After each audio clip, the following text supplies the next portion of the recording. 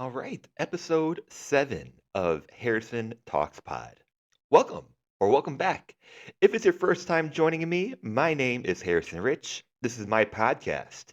Every week I come on and talk NBA basketball, well, mostly NBA basketball lately, or video games, traveling, or whatever else I'm doing for that week. But it's been a busy week of basketball, as I said, so that's our topic for this week. Thank you so much for joining me. If you're joining me on YouTube or any podcast platform, make sure you like, make sure you subscribe. I hope you like what I do here. Everything that you see and you hear is produced by one person. That is me. For this week, no intros, no theme music, not yet. We are talking about group play, notable streaks in the NBA, what is going on with the New Orleans Pelicans, and later on, I have my friend Alex on. We had a great conversation about the Oklahoma City Thunder. But first, let's do a little update on group play as I've been doing the past few weeks here. Uh, Starting with the East in Group A. As expected, as we predicted last week, it will come down to the final game, which is tomorrow. I'm recording this on a Monday evening back in America or a Tuesday morning where I live. As expected, it will come down to the Magic versus the Knicks, who are both 3-0 in their conference. No, are both 2-1 in their conference. Uh, Fascinating group for sure. The Magic have scored 335 in their first three games, while the Knicks have scored 334. It's that close. With that being said, the Magic are a plus 60 in three games, while the Knicks are only a plus 15. The Magic have held their opponent to 275 points in three games. And I'm sorry, they're both 3-0. That's what I'm trying to say here.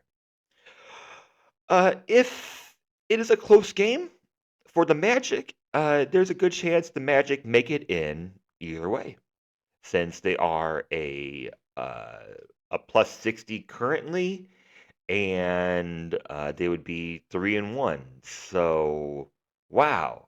More about the Magic in just a bit. What a great young team to watch. So, speaking of coming down to the final game, East Group B, uh, as kind of expected. I say kind of because it involves the Pistons. The Bucks and Pistons will come down to the final game tomorrow. They are both 3-0. So, nice surprise. I guess it's a nice surprise that the Pistons are 3-0 in group play. But as we expected, the Bucks are slightly ahead at plus 29. Pistons are at plus 28. Uh, Bucks are playing especially well now, winning 8 in a row, and we'll talk about more of them in our next segment as well. This will be perhaps the most important game of tomorrow night. As I mentioned, the Magic have a good chance to win the wild card if they do not win the game.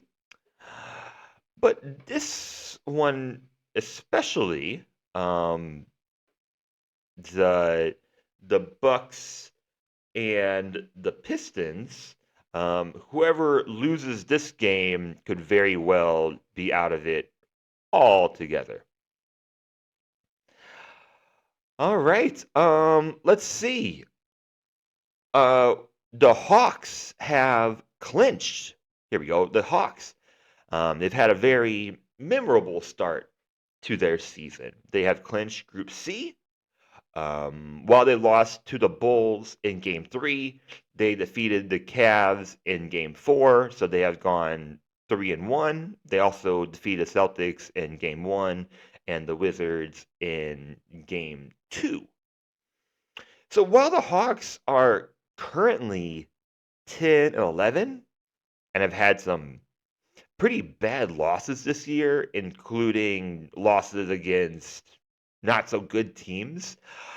They have defeated the Cavs, passed in this uh, Cavs twice in the past week, and they defeated the Celtics in group play. So while they only have 10 wins on the season, some of the wins have come against just hands down the best teams in the league. Trae Young has been playing amazingly. Been averaging 12.1 assists per game, including a 20-point, 22 assist night against the Cavs on Wednesday. His scoring is down a bit at 21.4 points per game. Efficiency is down a bit. 3-point percentage is at a career low, 32%. Let's revisit the Hawks soon because they are an interesting, exciting team. What exactly is going on there? But let's move ahead now. The Rockets have clinched Group A in the West. They had a very exciting overtime win over the Timberwolves. More about the Rockets' recent success in our next segment. In the same group, the Trailblazers are 2-1. Clippers are 1-2. They currently are still alive in the wild card, but they both have negative point differentials. We can assume that the wild card will not come from Group A. And the Rockets winning greatly helped the chances of the Mavs winning the wild card as the Mavs are up plus 41. Plus 41, shout out Dirk Nowitzki.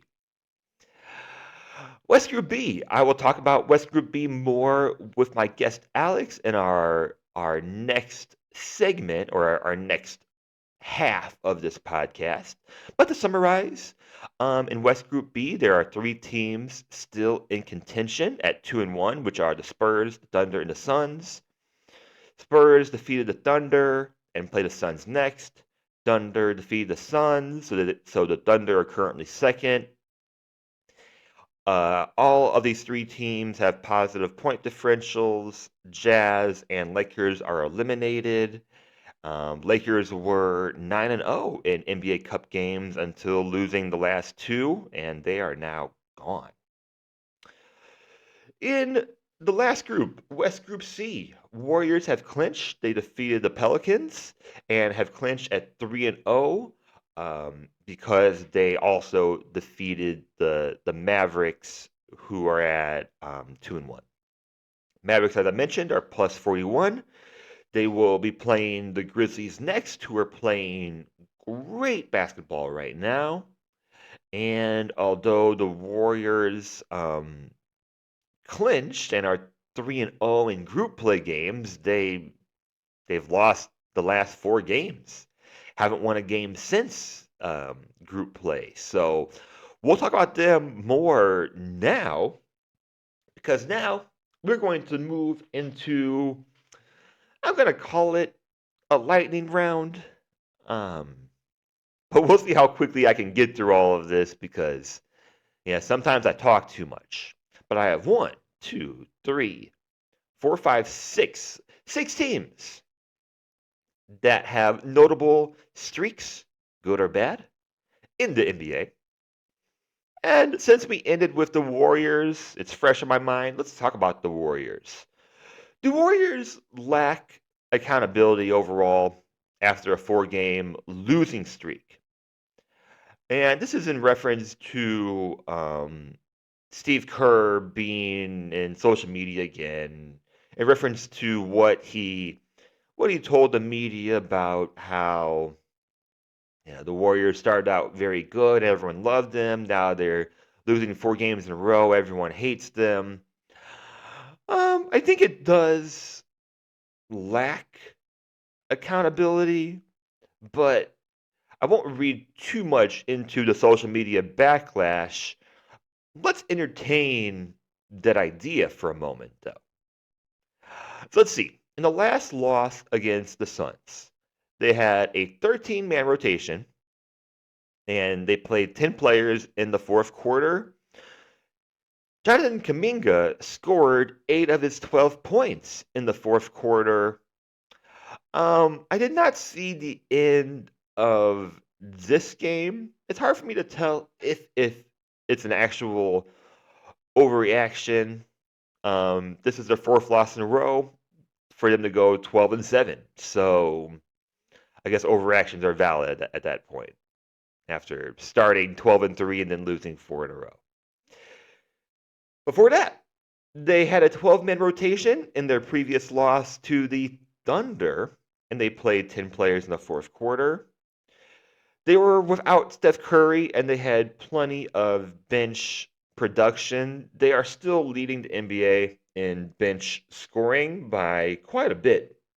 No surprise with having Buddy Hield as their sixth man. Before that, they had 11-man rotation in their loss to the Nets. 9 players in the fourth. They were outscored 41-28 in the fourth quarter. Steph Curry played. Buddy Hield went 3 for 12 off the bench for 9 points, was their leading scorer. And Moses Moody led scoring off the bench, going 6 for 8 for 15 points. Throughout all 4 of these games, Steph Curry is playing not the same minutes in the fourth, but the same amount of minutes is what I'm trying to say, about 7.5 minutes. So is the issue not the amount of players and the perhaps the lack of depth that they have after this, I'm going to call it a honeymoon period? Does Steph Curry need to play 10 to 12 minutes in the fourth quarter? As a 36-year-old, superstar, let's call him, legendary player, sounds like a lot. I'm still a bit undecided on my initial question here. And then in their loss before that against the Spurs, they had a 11-man rotation, playing all 11 in the fourth, and they were outscored 33-13 in the fourth quarter. This is probably the worst quarter of the entire season. It's really bad. So I guess in conclusion, I can't blame it on Steve Kerr, given the players that he has, given the health of the players that he has. They have still, even with 4 losses, have started better than I anticipated. And yes, I guess I do wish that Steve Kerr would address media a little bit differently. But it's not the most important, I guess. So we move on. Grizzlies. I've mentioned just a little bit. They won, I said 8 straight before. They've won 6 straight, making 14-7, which is good enough for third place in the West. To begin the season, they were sitting right at about 500, winning 1, losing 1, winning 2, losing 1. Ja Morant has only played 3 of the 6 games of this recent winning streak, and he's missed 8 of the last 11 games. It's been very impressive that Memphis has been able to play so well without him, which is actually common around this league.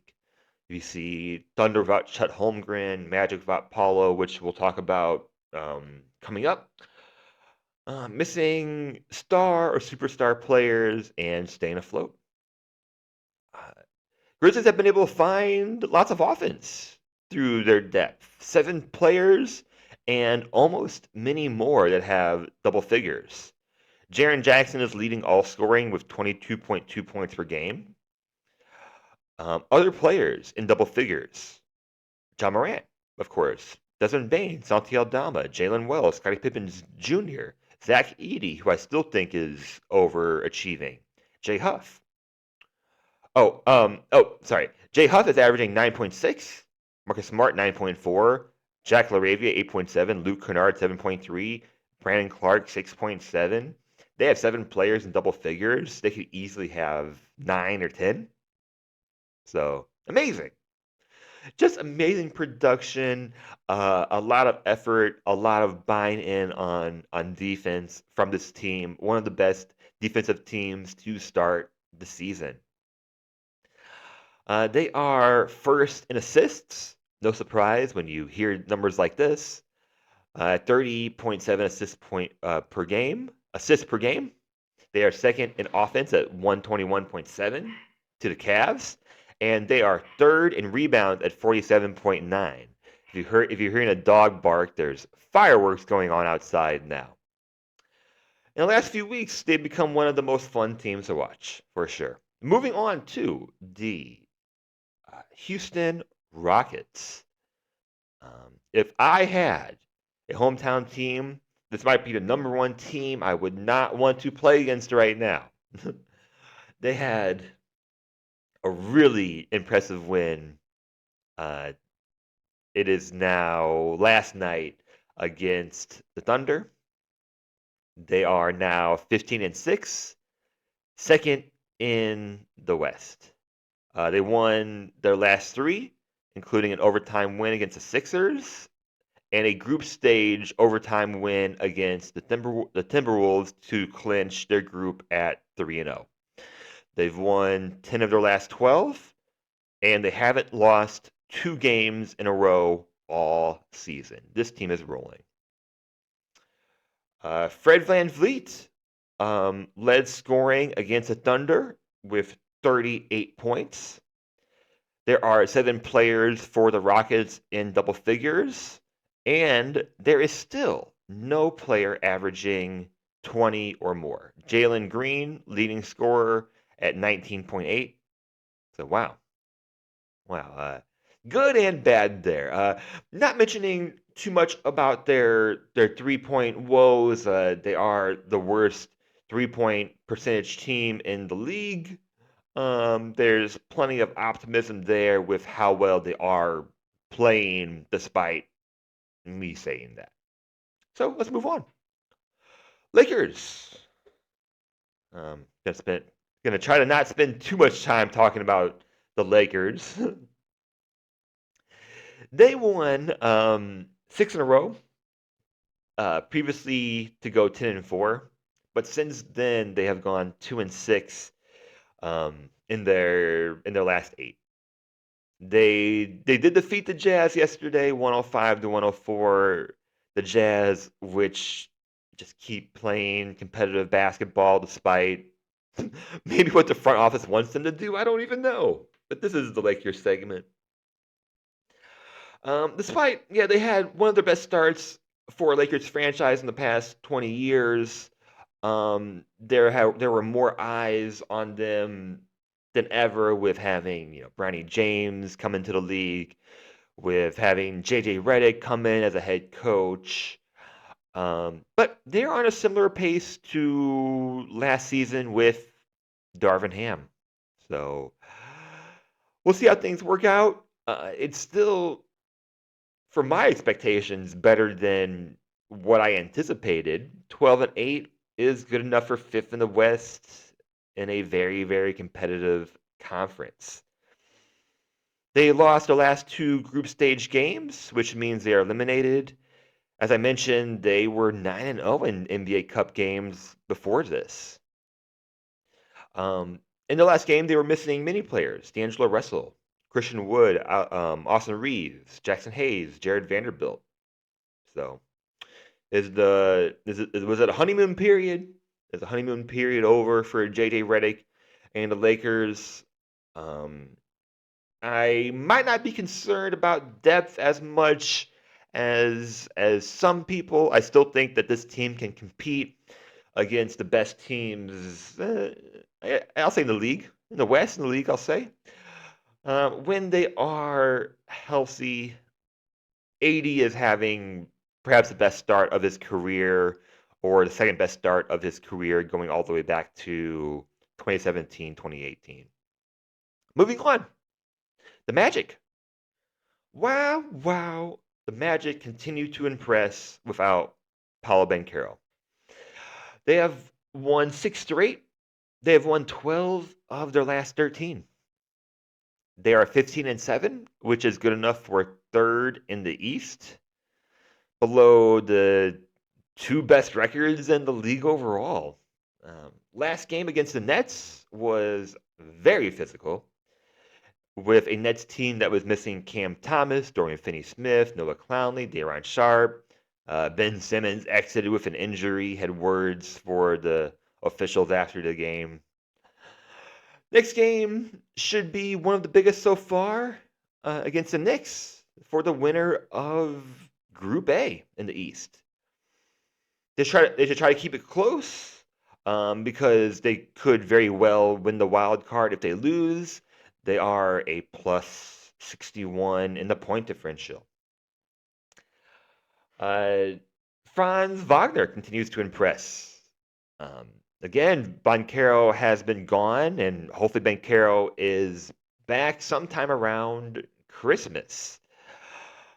And besides Banchero being out and Wendell Carter missing some time beginning of the season, Magic have been mostly healthy. I know I'm saying mostly healthy, missing your best player, but missing their best player third in the East, just overachieving overall, second best defense in the league. I'm gonna say the second best young team, quote unquote, in the league next to the Thunder. More on this team soon because they are super, super fun to talk about. Okay. And last team I'm going to talk about before I move on to this last segment here are the Bucks. The Bucks have won 6 in a row, 8 of their last 9. Their one loss was a 1-point loss to the Hornets. This is after starting 2-8 on the season. So they are currently 10-9, which is 5th in the East. Last game against the Wizards, Giannis recorded his third triple-double of the season, and it is his first 40-point triple-double of the season, scoring 42 points, having 12 rebounds, and 11 assists. Damian Lillard had 25 points, 10 assists. Wizards have lost 14 in a row. We'll talk about them sometime. I don't know if I've talked about them at all this season. Giannis is averaging league high 32.9 points per game. He is getting to the line consistently, but his threes are at an all-time low, like pretty much non-existent, 0.8 attempts per game. So this is really interesting. In his MVP season 2021, he averaged 4.73 attempts per game, scoring 27.7 points per game. This season, attempting way less threes and scoring more. 20.8 field goal attempts for one player is very, very impressive. So, yes, he's leading the league in attempts as well. Lillard has been consistent from last season. He was an all-star last season. Don't see why he would not be an all-star this season, given that he's doing pretty much just as well, even just a little bit better on efficiency. This is interesting. Giannis and Lillard have 3 games this season where they each have at least 25 points and 10 assists. I'm not sure if any other duo in the league has more than one. So I never doubted that these players could play together. My doubt always came from age, timeline, depth. Um, Chris Middleton not being healthy and being a former all defensive player. Drew Holiday not being their former all defensive player. Changing the cultural identity very much from the championship team. But this team is rolling and don't see any reason why they're not going to be a top 3-4 team in the East again. Again. So we move ahead. Last part before I will take a break here and we roll over to the previously recorded segment. What is going on with the New Orleans Pelicans? Pelicans are 4-16. They are last in the West. They've lost 7 straight. They've lost 13 of their last 14. They started the season winning 2 in a row. So, there we go. They did win an NBA Cup game against Denver. Just a very odd season. And I will admit that the Pelicans, out of every team in the league, I've watched them the least. I'll say it. But there's a reason why. Um, it's been very difficult to watch. They haven't been playing good basketball. They're always injured. And in these last 5 or 6 seasons, at the very best, the Pelicans have been extremely fun to watch. But I feel like I'm done with this experiment. It just feels like an experiment that has just gone on way too long. 5th year of Ingram and Zion together. 6th year of Zion overall.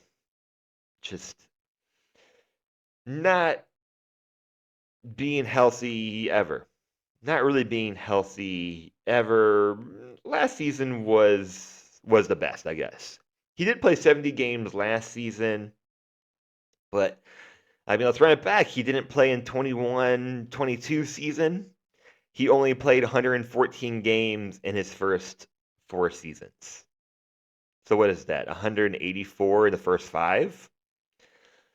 It's not so great. It's not so great. What has gone on in the Zion period? 2 first-round exits. That's it. They have not won a playoff series since 2017-2018. Speaking of which, it's been 5 years, over 5 years, about 5 months since the Anthony Davis trade. Let's revisit that real quick. What do they have left? So, they traded for Lonzo Ball. And then Lonzo Ball was eventually traded for Garrett Temple, who is now in the Raptors. Thomas Satoransky, who is not in the league. So every player I just mentioned is on a different team or not in the league. It included Josh Hart, who has been traded around a few times, but is now on the Knicks. He was traded originally for Larry Nance Jr., who is now in the Hawks, and CJ McCollum. And Tony Snell, who is now not in the league. Brandon Ingram they got. DeAndre Hunter was immediately traded for Jackson Hayes, now in the Lakers. Nickeil Alexander-Walker on the Timberwolves. Didi Louzada. All of these, yes, are on other teams, are out. They got a 2022 pick, which is Dyson Daniels, who is now on the Hawks. A lot of Pelicans players that are on the Hawks now. And they deferred, and they will have a 2025 first-round pick. So, out of all the things that I mentioned, we have Brandon Ingram, CJ McCollum, a 2025 first-round pick, and that's it. So, of course, we can default back to Lakers won a title. Some people say it's a fake title, but not me, not the league. And we can end the conversation there and say they won a title, Lakers won that trade. But if we want to go a little bit further, what I would say, at the very best, what I could say is it's been a very, very long 5 or 6 years for the Pelicans. And they're just kind of I think at the best, they've turned into a middle-of-the-road playoff team in a hyper-competitive Western Conference. So, as an NBA fan with no team, I really want to see if Zion can improve somewhere else. I don't know how much accountability I can give to the Pelicans franchise. I don't know how those things work. what the communication is, what the conditioning is. Clearly, you know, anyone following Zion isn't going to be happy with his conditioning overall. And we knew it was going to be an issue going back to if you were following Zion Williamson in high school. We knew that this was going to potentially be an issue, and it turned into something much worse than I had anticipated. So 4 and what 16? 4 and 16. You're heading into the Cooper Flag lottery. You do have your pick from this year. You have another 2025 pick, which will probably be somewhere in the middle, low end of the first round. I say you blow it up. I say as soon as Zion and Brandon Ingram show you any consistency, 2 weeks of healthy play, you trade them.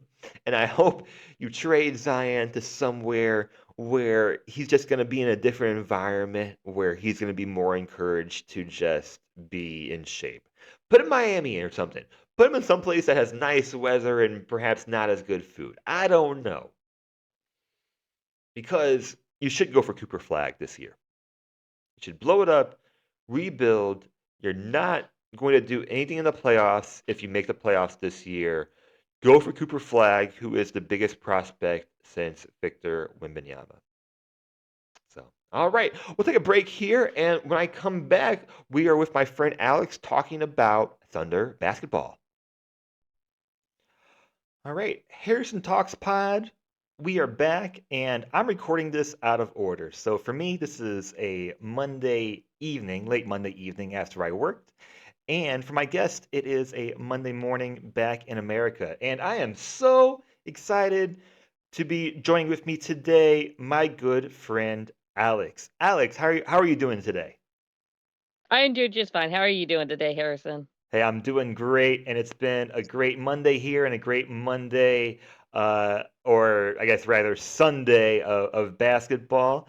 And a little background for listeners, and of course, this is a very brand new podcast with growing listeners. I hope. Alex and I have known each other for a while now. We met each other through just writing and blogging, and then doing Twitter Spaces like in the very like post-COVID NBA time. Very different. I was thinking, Alex, I was thinking about this about how when I had first had met you, informally met you, I had just moved in with my girlfriend at the time, now future wife. I had one dog. I was working for all different companies, and now I Mhm. have a mortgage, 4 dogs, and yeah, a future wife. So yeah, lots of Definitely been growing the family then. a lot has changed. Getting a lot of furry friends. So it's been a while since Alex and I have done anything together, and just even really have caught up. We caught up a little bit Mm. before this call started. So Alex, what is exciting in your life? Anything new that has changed, and anything new you're working on, or rather, what is life like as an Oklahoma City Thunder fan? Oh, I should start with that. I started the show by saying that, but this is an Oklahoma City Thunder segment. So, what's life like Yes, as a well, first fan and back home? foremost first and foremost, it's been way too long and we need to catch up more, and do this more on the regular. And then life as a Thunder fan is absolutely fantastic. They're number 1 in the West. They're cleared by a couple of games. They look really good. They don't even have Chet Holmgren and they still look this good. So life as a Thunder fan is going absolutely fantastic. Uh, for my personal life, as we already discussed, you're working on many projects. I'm working on many projects, applying to a new job soon. So fingers crossed that goes well. I'm actually working my first full season as a statistician for a local college, which I've really been enjoying. I keep their basketball stats for men and women's games. And I'll just say this: live tracking stats is very difficult, and I really do not know how the people who did it at the NBA level did it before it was mostly done by cameras, because this is very difficult to do, and this isn't an NCAA level job, so I can't imagine how hard it is at the professional level, and it gives me a lot more respect for the officials. Right, right. Well, And I right. Well, most of them start by doing what you're doing now, and then yes, they make the big bucks. I mean, looking at like the amount of staff that like the Lakers have for right. their advanced stats and advanced metrics, and I'm sure it's the same throughout all NBA teams now. I don't know who started it. I don't know if it was like the Mavs who started it first, but that's a part of basketball that I'm Yes. definitely really passionate about, and I think the technology is one of the main drivers of analytics. It's just the fact that technology has gotten to a point where it can keep up with the analytics. Right, I can't agree more. It's so fascinating, so much fun to watch. Do you ever, when you're doing stats on the website, do you ever go onto the page where you can watch the angles from the cameras where it's just the numbers and you can see them moving as their numbers? Hmm. I love those. I think it's so interesting. Sure, sure. And it's just one of those things where, I spend, it's just so many hours every week, like studying, and then I'll put together like one episode a week, which isn't so bad. But oh yeah, there's always so much more you can do with even the information you're given just from basketball reference or NBA.com, just free resources that you can Right. that you can do. So Absolutely. StatMuse is another good one. Although I fight with StatMuse because it doesn't always give me the prompt that I'm looking for. Samuels is amazing. Yeah, I can't Oh, it believe. certainly is. Yeah, I just have a love-hate relationship with them, but when it's working, it is definitely love. yeah, I can't believe how much it's advanced in. Because it's fairly new, isn't it? I It would say feels. yes, definitely in Yeah, the last 10 years. yeah. It's fairly new, and then with AI implementation, who knows um, what is next? Because I feel the same way. I usually use them last if I'm looking for something that I can't find, and then I'm hoping Mhm. that SatMuse can find it because I feel the same way. Like if I can find it on Basketball Reference, I'll go there first usually. Yes. Uh, so. Yes, it is. It is Now, do amazing. you ever use Hmm? I don't know if you have access to it or not. Do you ever get to use the NBA media stats? No, I don't think so. I know I did get to use it for a period of time, and then I lost my access, and I don't know if I have it right now, but you should try to apply for it because it's very good. I enjoy it. I'll do The that. box scores are, like, better and cleaner. Always It was my needed that. favorite place. Yeah, my the box scores on there were always my favorite because 'cause they're, like, the same ones that they would, like, print off at the games for, like, the coaches, so I always like that. Have you been to any Thunder games recently? I have been so busy these since basketball started, I have not, but I am going to try to make it to one this month and then definitely a few next month because I next month is my least busy month since basketball has started. I've got that Celtics game circled on my calendar right now. Oh, right, right. So, yeah, yes, Celtics. Well, Celtics in the East. I covered that in my first segment, but actually, this leads me well into the first thing I wanted to talk about because I wanted to start with um, a fun topic, Alex. And our fun topic that we're starting with is besides the superstars, besides KD, besides Russell Westbrook, who's had some big games on the Nuggets. Who is your favorite former Thunder player to watch? And this is just an opportunity for me and you to talk about former Thunder players that are fun role players. Okay, so the ones I wrote down: Trey Mann, and everyone loves his baggy jersey. He's averaging 14.1 points per game, which is a career high on the Hornets. And Hornets are, in my opinion, overachieving at this point. um, Yes. uh, I think I would watch Trey Mann if he was not on the Charlotte Hornets. I boycott the Charlotte Hornets. I literally only watch them when the Thunder play them because I disagree that Miles Bridges is on that team. I yeah, I don't hate. like it. Yeah, I hate that. We usually kind of skip over that part because of Miles Bridges. Um, Right. Fun team. I want to support LaMelo Ball. I like Brandon Miller, and they have one of the best broadcast teams in my opinion. I know it's like WWE wrestling, but it's fun. It is fun. Um, but I'm with you on the Miles Bridges part. Makes no sense. Um, No for sense to me, and I might be in the minority of this, but I was even one of the people that went as far to, like the questions and comments parts of the league website. I said I'm not going to be watching the Charlotte Hornets because of this decision. I feel like it's something the league should know, and if more people complain, maybe something would happen about it.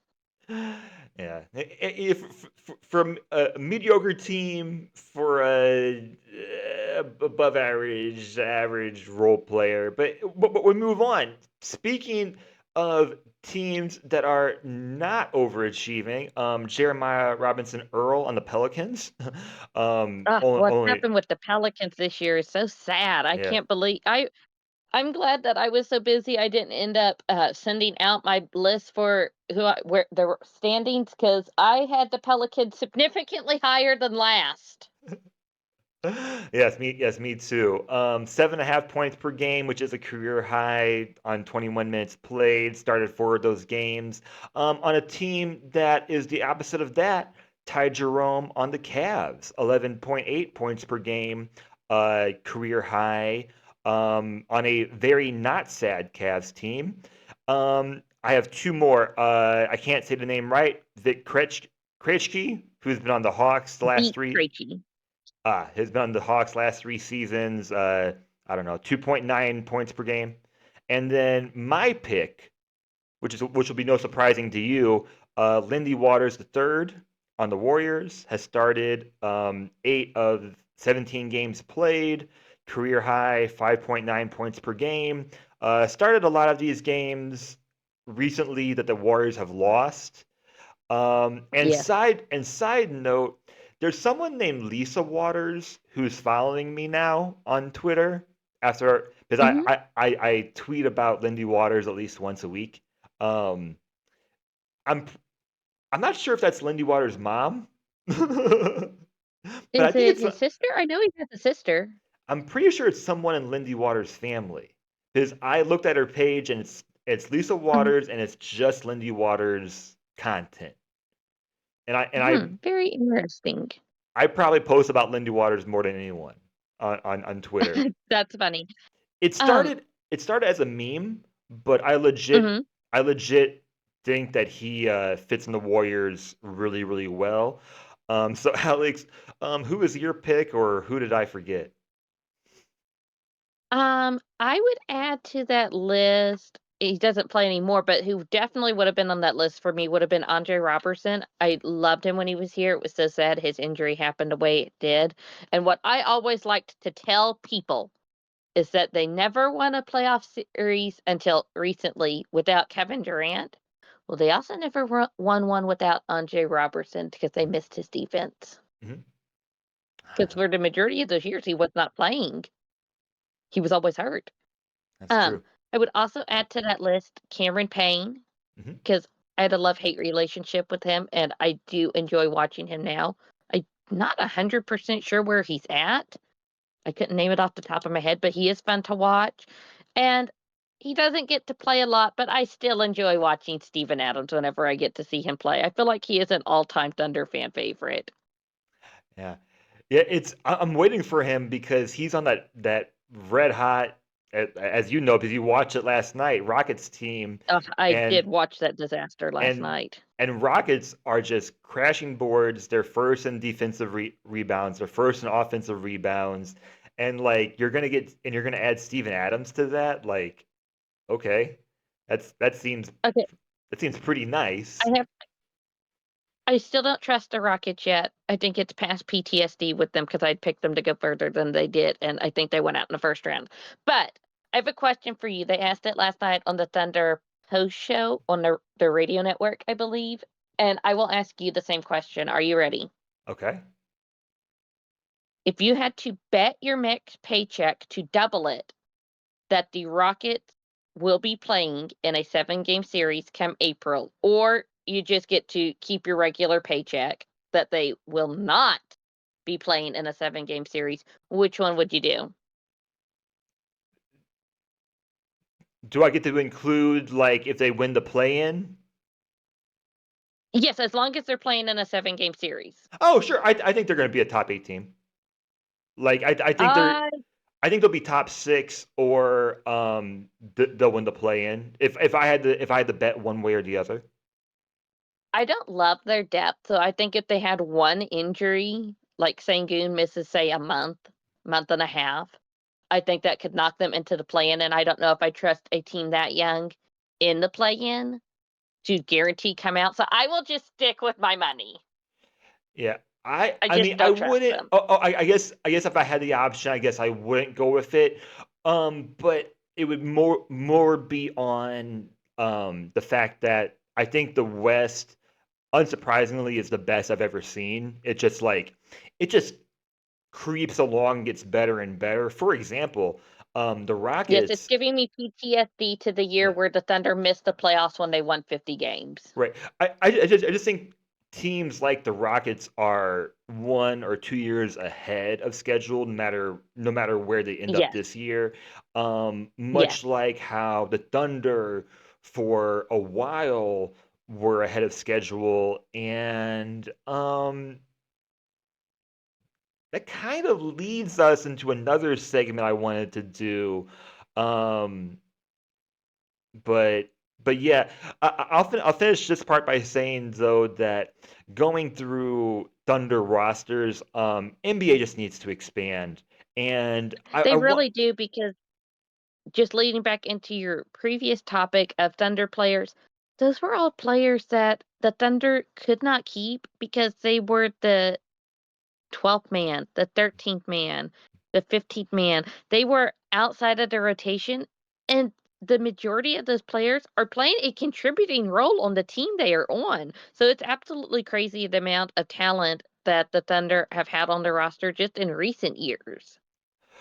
Right, and I wonder like if people like Oklahoma City, I mean, I'm sure they do it now, but like in 10, 20, 30 years, they're gonna sit around and they're just gonna be naming off like all of these role players, like, oh, like remember Isaiah Roby, remember Theo Maladone, Oliver Sarr, like, oh, I remember certainly Darius hope that's Baisley, like, I certainly hope that's something that's happening. I'll tell a fun story just quickly. yeah, On Thanksgiving, when I went to see family, my nephew, who just turned 3 in August, he was wearing a Russell Westbrook shirt. So I was trying to talk to him about Thunder basketball and how I'd seen him before. And I don't think he gets it yet, but I have my fingers crossed that he's going to be my first niece or nephew that actually likes basketball. So fingers crossed for there's that. Cross, there's Cross, Russell Westbrook.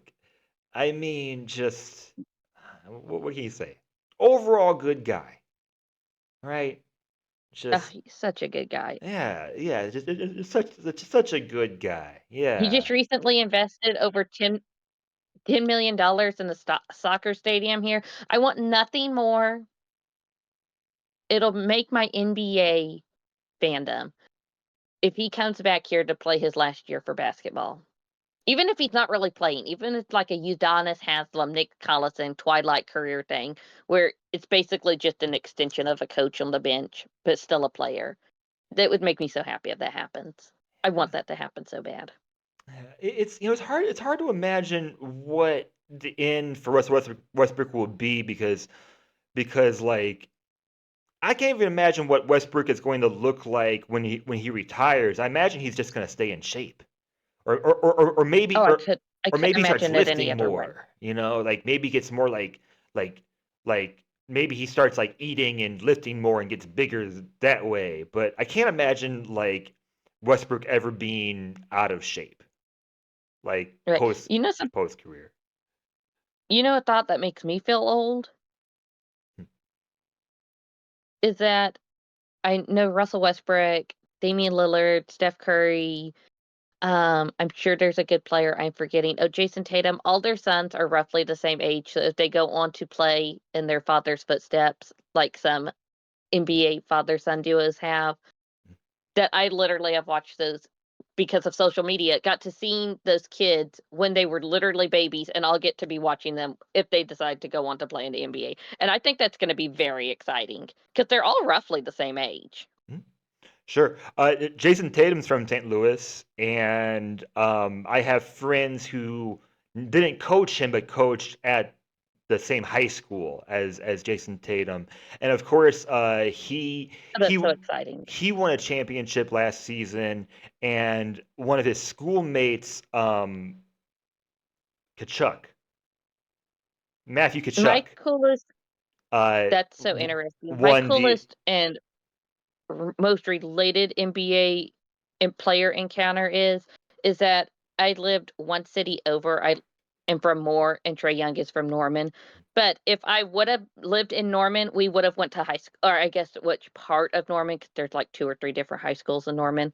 But in an alternate universe, I went to high school with Trey Young because we literally lived one city apart. Well, yeah, Chaminade High School in St. Louis did really well. They had an NBA and NHL champion in the same year. Uh, That is pretty same class. miraculous. Yeah, same class. And also same high school as Bradley Beal. And anytime Bradley Beal and Jason Tatum play together, it gets brought up at least 20 times. Like anytime they match up together, oh, same high school. St. Louis, same high Kind of like school. how Kinda like how every time the Thunder are on national TV, it's brought up a minimum of 1 time that they have 2 players with the same name. Uh, right, right. But we have to educate people that we like to call one person one thing and one person the other thing. And is there? Isn't there? Or was it last draft? Or is it coming up? There was another Jalen Williams that was in college, or it was I that think last it year's was this draft. past draft, Oh, and I wanted nothing more than for the Thunder to get him just to say that they were the first team in NBA history to have 3 players with the same name. I and Jalen Williams, that one did seem like they were pretty good. I think they did go end up going in the first round, but I have no idea how he is playing now, but I did want it just to say that they had 3 players with the same name. I I mean, thought that would have been hilarious. the J And will then there would have been only 1 Williams away from pitting 5 Williams on the floor together. That would have been fun to announce. And right. Williams passes the ball to Williams, and then Williams shoots the 3. Yeah, yeah. I mean, the J Will J Dub is difficult enough, but wow, talk about two players, one of which needs to hit the floor, but two players that really worked out. Let's move ahead. Um, we have one more game of group play going on. In the first segment, I talked about every other group besides West Group B, so let's do it now. Thunder, they are 2-1 and plus 18 in West Group B.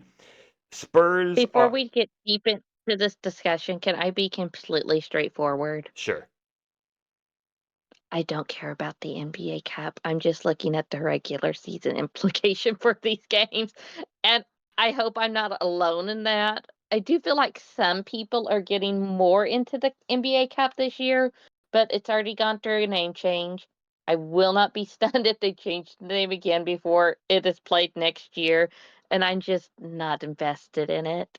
I'm Regardless, way more invested in the regular season implications of these games. Like, I was so excited that the Thunder beat the Lakers, not the Lakers, the Warriors the other night, and I don't even think that was a cup game. But it was so much more important to me that they won that game than their cup game. I know the Lakers game was a cup game because they had already lost to the Warriors, and they are right behind them in the standings, so tying the season series. It's so crazy already talking about standings games and that what was then November, but that was a huge win. Well, regardless, Thunder in it. We got to talk about it. They are 2-1 in group play, plus 18. They lost to the Spurs, who are plus 14. Yes, So they are technically behind them. Thunder beat the Suns, who are also 2-1.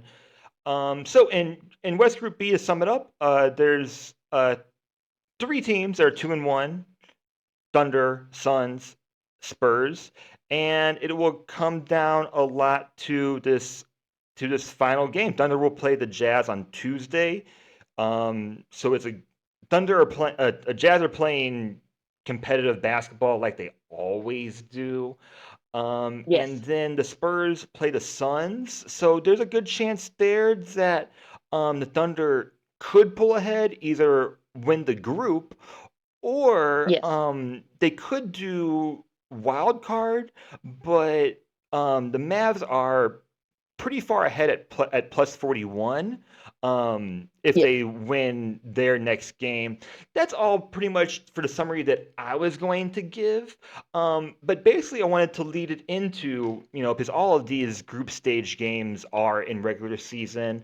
Um, what positives have you seen from Thunder this season, and what has been surprising to you from the Thunder this season? Just quickly, if it's okay, you mentioned the Jazz, which made me think.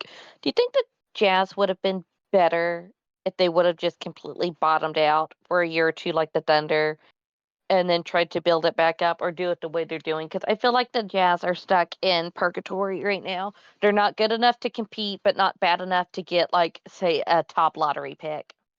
Oh, they should have done it a while ago, but I'm hoping to do it this season because I think they want to be in they want to be in that lottery, but Markkanen's just too good, and then Walker Kessler Yeah, but Shea was pretty is good someone who I too. desperately want to see on a different team.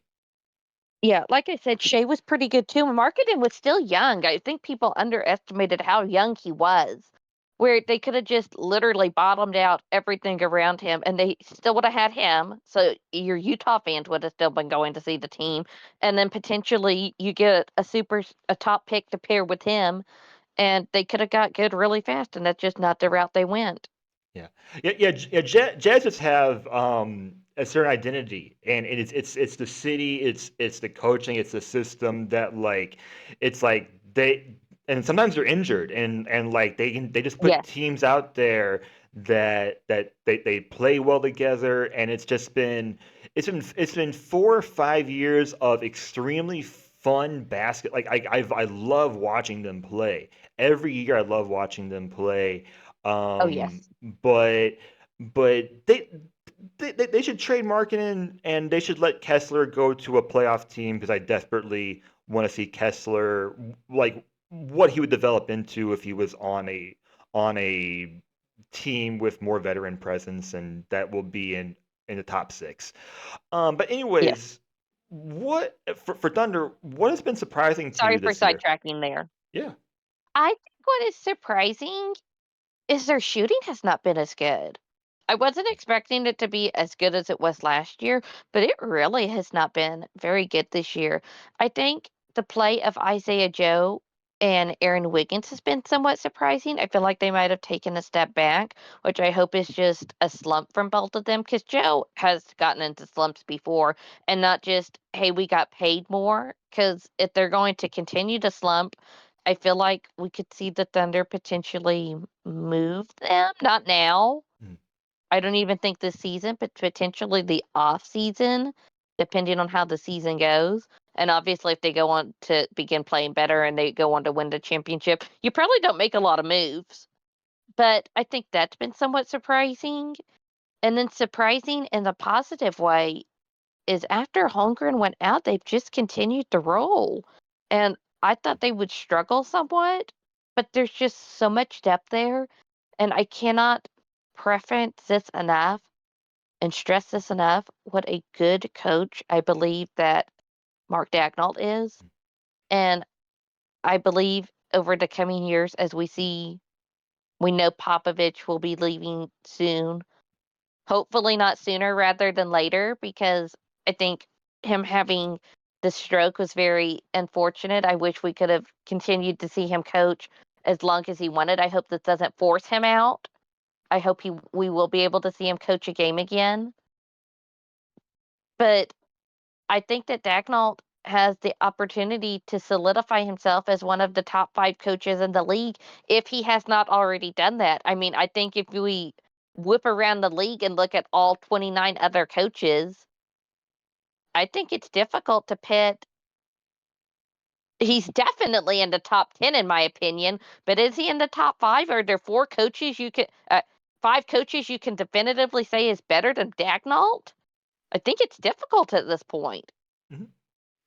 Right, it's difficult, and it's difficult with just the amount of just turnover and it's like if you're a head coach for more than 3 seasons, Right, especially if that's the Lakers, then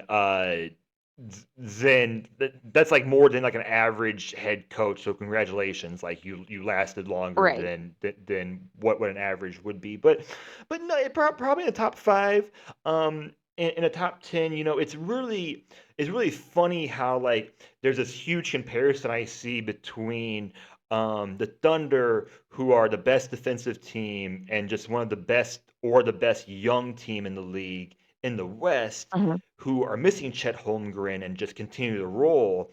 And in the same draft class, Paul Banchero on the Magic, who are one of the best defensive teams, one of the best young teams, and are just continuing to roll without their best player. It's The, definitely not talked about enough, and the Magic have been playing so well. I forgot that Paolo was still out, and I was so sad when on lottery night. So sad, but yet so excited at the same time, because I wanted the Thunder to get Paolo Banchero, and I was so excited when they got number 2 because I thought Chet was going number 1 no matter what. So the Thunder was gonna get Banchero, and then the Magic and then there was also Jalen Green thrown in there, but I never thought he was gonna be the number 1 pick. I would thought it was a 1-2 guy race for 1 and 2 between those 2 players, and I was like, "Yes, the Thunder are gonna get Paolo." And then the Magic end up flipping, and they take Banchero over Holmgren, and I was like, "That's just great." Holmgren's gonna be constantly injured like Anthony Davis. And although they've both been very fluky injuries, unfortunately, he's had 2 pretty massive injuries in 3 years. That's not very good. right, right, and the But they're broken. very fluky injuries. They're not like Zion Williamson's injuries. They're very fluky things. I mean, who could have predicted he breaks his foot due to condensation playing in a pickup game? It's a very fluky thing. Right, it's something that can happen.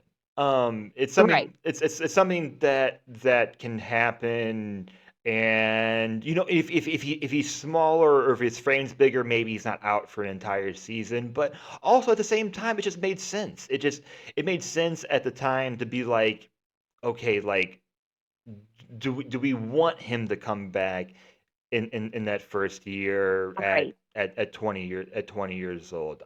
I think it's worked out fine. It's just really unfortunate. That's gonna lead me to kind of like my next segment. But speaking of which, how about Isaiah Hartenstein? Um, I'm so happy with Hartenstein. I didn't watch the Knicks a lot. I think that's because I didn't have League Pass for all of last year. So it's just catching on when they're on TV. League Pass is such a fun thing. If it worked better, mm, I would have it all the time.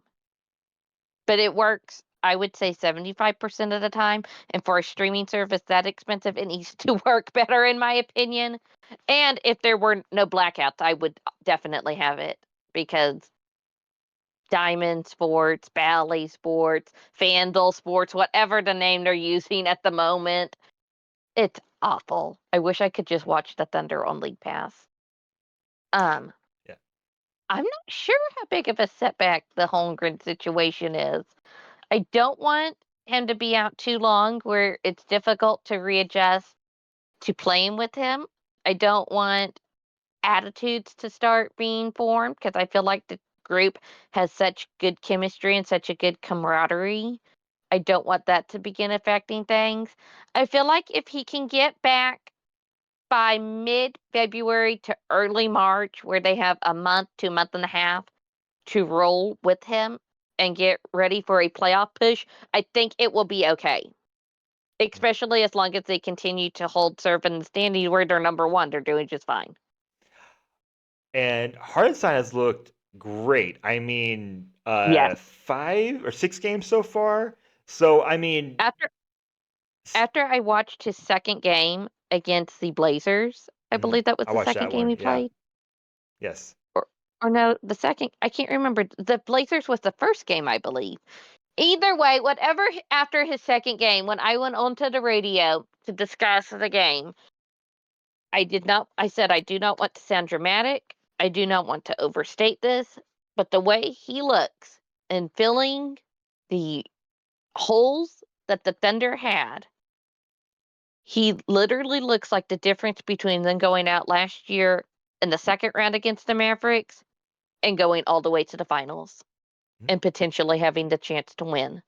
That is how much of a difference I think Hartenstein makes on this team. And even just watching him last night, the Thunder didn't end up winning that game, but I don't even think they're in that game in the fourth quarter because they did not have it without that rebounding. The way Right. he rebounds is incredible. And I don't feel like the Thunder have had a player that can rebound like that since Steven Adams. And then before that, since Serge Ibaka. And Mhm. it's just incredible. And that's not to say that Holmgren is not a good rebounder, but one guy can't grab all the rebounds. Can you imagine what Holmgren is in there? The Thunder might start leading the league in rebounds. Yeah, it's just another look. It's another option. I mean, Hartenstein is very strong, and he can play in small and big man lineups. But Yes, Holmgren can also shoot the ball a bit. So Holmgren yes, can also play from the outside as well. So, we've known for a while that the Thunder, their goal was to pummel people, to muddy up the waters, to just yes, throw a bunch of tarantulas out there, just a bunch of long, tall people, just getting deflections and just getting in passing lanes. We knew this was going to be a thing for a while. And Hardenstein, yeah, the relationship I didn't think about so much because it seemed like Hardenstein was pretty happy to get out of the Nova Knicks. And I and think it's because he did enjoy playing the amount of minutes that Mr. Tom Thibodeau would play him. And speaking of Thibodeau, I cannot believe he's already been the Knicks coach for 5 years. That's crazy to me. That's crazy. And just quickly before we get off of it, since I did mention them playing the Mavericks last year, I hate Dallas. I don't like to use the word hate a lot, but I hate the Mavericks. And I love Mark Cuban though. But I seen an article about trade news and that the Mavericks could potentially look to dealing Washington. And please let that happen because if they get rid of Washington, the Thunder can take them. They Yeah, can take them down.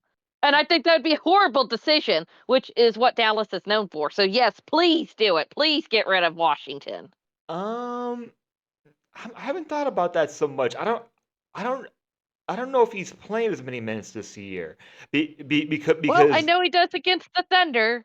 He might not play good against any other team, but he lights the Thunder up. And that even goes back to his days on the Hornets. I don't know what it is about him playing so well against the Thunder. I did look it up the last time they played, and he ended up being the reason that the Mavericks won. But he's from Texas, so maybe he just has a deep hatred for Oklahoma. There is a rivalry there. yeah, I don't know. I don't know if Mavs are gonna make any moves. I've been watching them a I lot. I really don't wouldn't. think they I should. wouldn't. Like You don't even really know what you have because Luca hasn't been there. he was there last game. Wasn't there last night? I think he came back last night Well, and I got just meant for a large chunk of time. um yeah. He's I been out mean. like a month. I think it was like I think he came back last night, but then like Kyrie was Mhm. out, so it's a lot of it's a lot of that, which it's almost good that they're together because those are two players that miss a significant amount of time. Yes, they And are. and without Kyrie this year, they're they wouldn't. There's a few games they would have lost for sure. Um, Yes. they're, I mean, the West is really good. They are really, really good. I mean, Yes. they were so lucky getting Najee Marshall after losing Derrick Jones. But we are talking about the Thunder now, and I want to talk about depth because So much depth. The there most depth they've ever had. there is so much depth. Let's talk. Okay, I'm just name guards: SGA, Jalen Williams, Lou Dort, Cason Wallace, Isaiah Joe, Aaron Wiggins, Alex Caruso. That's it. Usman Dang Great. perhaps playing at the three. No, he Yeah, yeah, no, he's at the end of the bench for me. yeah. I'm glad they've stopped playing him so much. He's been injured, hasn't he? He's been injured. Oh, is But he? yeah, yeah, yeah, I think so. But regardless, anyways. But like those are just guards. Like at full strength, in the playoffs when you're playing 7 or 8 men, um, there are just going to be players that are really good that could be playing in a smaller big lineup that will not be playing. Whether it is Is that an going to happen though? Because Dagnall really didn't shrink the rotation down much last year. They still went 10 deep, which I kind of like because the Warriors kind of did that when they were on their run. They still played pretty much their regular rotation, at least until like you got down to the finals. Because sometimes teams start looking gassed once you get to those later rounds because they do shrink their rotation down. I kind of like playing a bigger rotation when you have the depth to do it. If we were throwing Usman Deng out there just for the sake of depth, I wouldn't like it, but they have the depth to do it, so use it to your advantage. I like the advantage because I like having the option of having that length, of having that size and that speed. Um, I just wonder where it all goes because like I'm looking at their lineup now, and like they have 12 players right now that are getting either starting or solid rotation minutes Yes, when they are healthy. And that might be Uthan Day, it might be Kenrich Williams, it might be AJ Mitchell or Isaiah Joe or something like that. But actually, Isaiah Joe has started 8 games. What am I saying? Uh, yes. so But it's not who starts with the Thunder, because that does not automatically mean you're going to finish. We've already seen Dagnall is flexible with that with the way he played Josh Giddey last year. right, right. Josh Giddey, I didn't even mention him in my former Thunder list. Of course. I noticed that, and I didn't mention him either, I, which was on I, purpose. it was too recent. I was going back to like 2021, like 2022 or something like that. Right. Oh, well. So injuries, nothing new to the Thunder. Thunder have a lot of depth, but at the same time might open up questions about what the depth looks like at the end of the season in the playoffs. Are you feeling more worried now or optimistic about everything going on with injuries and all of that? The injuries make me a little pessimistic because if they don't have Holmgren, they cannot win the championship. But I am optimistic he can't come.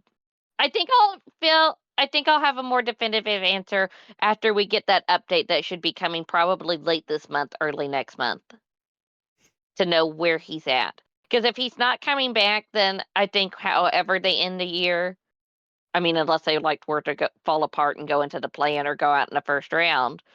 But without Holmgren, I think it's not an excuse. I feel like it's a valid reason why they couldn't win the title this year. But I don't know. I wanted to pick them to win the championship at the beginning of the year, but I didn't. I picked Boston to repeat. But I did pick Boston over Thunder, so That was kind of my goal. I'd like to see them in the finals, but without Holmgren, I think as long as they could potentially get to the West finals, that would still be a very good year. Because I feel like you have to have your second star player or third star. I feel like him and J Dub could go back and forth. But you know something that the Holmgren injury could really help the Thunder with? Hmm. He's got to start making all star teams, or he's not going to get a supermax. And if he doesn't, that will be very helpful to the Thunder. That leads me into my last topic for today. So that's perfect. All right. And last thing, because I guess last thing we'll say here is that um they lost to the Rockets last night. We're Mhm. recording this on a Monday. Lost So to the Rockets. frustrating. Dylan Brooks. Yeah. I had this thought last night after the, what did they call it? I can't remember. The altercation that did not immediately resolve itself. I've never heard that verbiage from an official ever, and I've seen many altercations. But if Dylan Brooks and Draymond Green played on the same team, what is the over under that they wouldn't even make it to 41 games played together because one would always be out due to a suspension or another reason? I don't know. I don't know if I haven't kept track of how many technicals Draymond's got this year. Like I don't I don't know the exact number, but I yeah. believe I heard on the broadcast he's leading the league. Yeah. I mean, Dylan Brooks drives me crazy, but God, like he is so good sometimes. Like he is just As like Draymond Green can be very good sometimes. that's an understatement. Like Right. in his prime, one of the best of a generation, I think. But Dylan Brooks, second I team all think it's such a defense. shame. I think it's such a shame with Draymond specifically because if he was not so known for his antics, I think it will outshine his legacy to some degree that was one of the main reasons that the Warriors were able to do what they did because of his play. But at the same time, because of his antics, you can argue he cost them an additional championship. He cost them wins in the playoffs. And that's what's unfortunate about Draymond Green. That is just as big a part of his legacy. To his own fault. So, yes, it lost to the Rockets. Rockets are in second place now. I can't stand the This Rockets. is their biggest win of the season so far.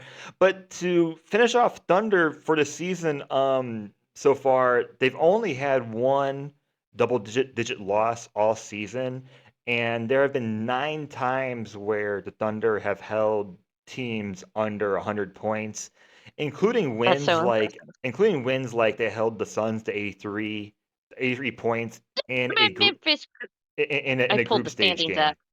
What's that? Look at my Memphis Grizzlies. I pulled the standings up while you were talking. Um, Look at my Memphis Grizzlies at number 3. I try to tell people they was gonna be in that safe 6. Well, they've won 6 in a row, and John Morant's healthy for now, so we'll see. I touched on them a bit first as well. So, this has run 10 minutes long, but that's fine. Whatever. I mean, I expected that. I do want to end with a fun topic today. This is gonna be Let's do it. this is gonna be my ESPN topic because it's really bad. It's a really bad segment. It's gonna be Okay. so here it is. Will the Thunder go after Cooper Flag? Up next. Thunder. I have no idea. I was meant to Google this, but I didn't. You're gonna have to give me a brief summary on who Cooper Flag is. Cooper Flag is the big player at Duke this season. Mhm.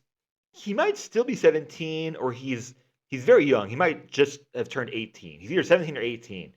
But he's been projected. He's been first in the nation just in that class for the past at least 2 years. They're saying the biggest prospect since Victor Wembanyama. And Duke once again gets that kind of player, right? They had Zion Williams and they had Jason Tatum. They, just on and on and on. But anyways, the Cooper Flag lottery is what a lot of teams are going to be tanking on this year. Like already Doesn't looking. it kinda depend on how good the Clippers pick is? They're kinda not cooperating being bad, so we could have a really good pick and pull a Celtics where you make the playoffs and also have a high lottery pick. So so So let the me Clippers are not really cooperating with that part of the plan. so let me give you my rundown of why I've been thinking about this because I've been thinking about this for over a year now. Um, Mhm. you know better than me. Thunder with protections have at most five first round picks this offseason, three twenty twenty Yes. six, three in 2027, two in 2028, two in 2029, and they have 15 second round picks between now and 2030. Chet Holmgren and J Dub are both eligible for extensions next season, and SGA will be on the final year of a 5-year deal in 26 and 20 of in 26 27. He's on his third year, the third year of that now. So it all lines up. You could sign Chet Holmgren and J Dub to extensions next year, which of course you want to, of course. And Supermax maybe not eligible for Chet Holmgren. SGA you're going to be in extension talks with, and a rookie contract would fit in perfectly with that. And by far, who has more to offer? Of course, we would assume any team that's tanking for Cooper Flag, the biggest prospect since Victor Wembanyama, is going to keep it. But how many picks can the Thunder offer? And what are they going to do with all these picks? Because we're already talking about, problems in depth and having to not bring back players they could have brought back. And I just I just wonder if they would angle towards that because having Cooper Flag on this team, a 6'10", stretch forward would just I'm not be sure. insane. I think one thing Presti has done with basically his asset hoarding, if you wanna call it that, is I think he wants the ability to continue to kick these picks down the line because there were a few different scenarios during like that first peak of Thunder basketball when it was the Kevin Durant, Russell Westbrook days, where they needed to make trades and they needed picks and they didn't have any to give. So I think he definitely wants to continue to just kick these assets down the line where, hey, you want to do a pick swap for this year versus next year and just be able to continuously kick these down the line so he's never without picks.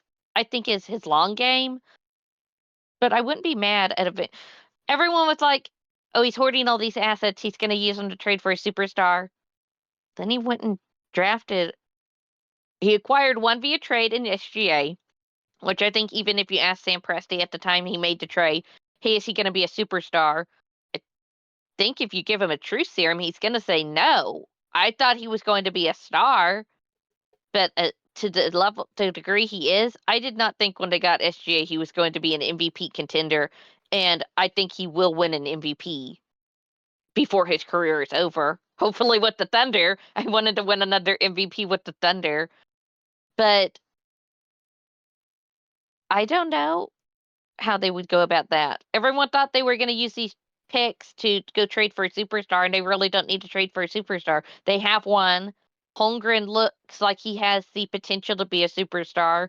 At times, Dub looks like he could be a superstar, and at times they don't.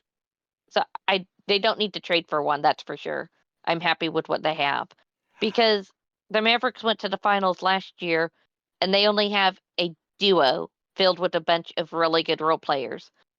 I don't know who the second half to SGA's duo is because I think Chet and Deb are kind of like 1A, one B1, B2 because they're that good.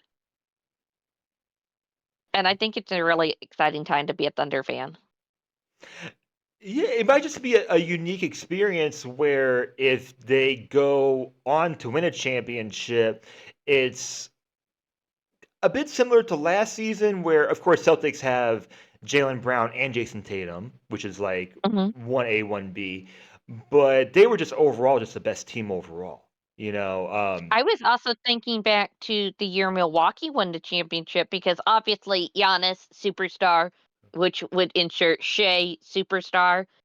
But their next best players were like Chris Middleton and Drew Holiday, where I know that those are. Chris Middleton is one of the most underrated players in the NBA. First, let's get that out of the way. But neither one of those players are superstars, and they won a championship. with the identity of having both of those players be all defensive all defensive team players, which is going to be very similar to what the Thunder have. Yes, who is the number Yeah. one defensive team in the NBA right now? Right. And J Dub, um, I'm sure is going to have some All Star appearances, and for sure will be all defense multiple years.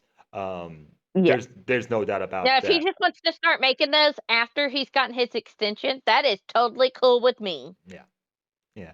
So that's my last segment. I mean, do I think the Thunder would go big and try to do it? Because I mean, yeah, they have the money in future years. They will be in the tax in Oh, 2027, 2028.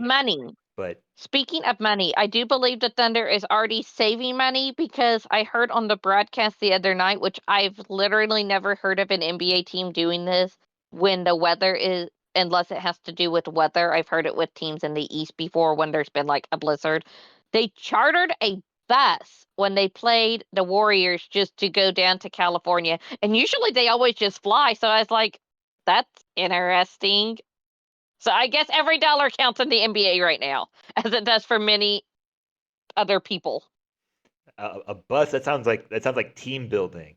It sounds like horrible team building. But I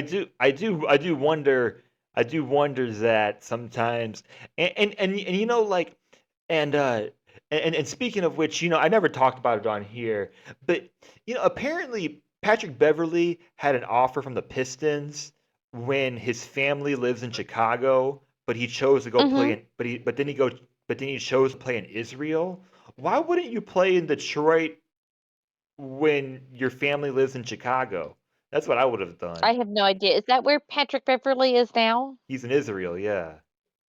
I was wondering where he was the other night, and then by the time I went to Google to see where he was, I forgot. I was Yeah, sidetracked. yeah.